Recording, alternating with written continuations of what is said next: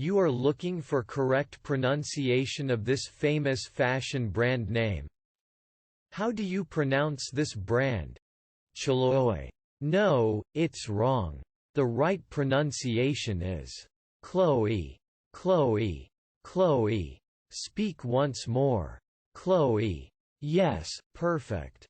Chloé, French pronunciation, Clé, is a French luxury fashion house founded in 1952 by Gaby Aghion. During the next year of 1953, Aghion joined forces with Jacques Lenoir, formally managing the business side of the brand, allowing Aghion to purely pursue the creative growth of Chloé. Its headquarters are located in Paris, France. The house is owned by luxury brands holding company Richemont Group.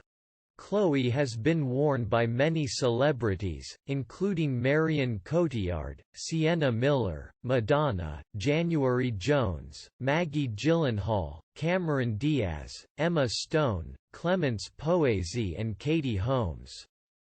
So here is how we can correctly pronounce fashion brand name. Join us to find more confusing brand name, English words etc.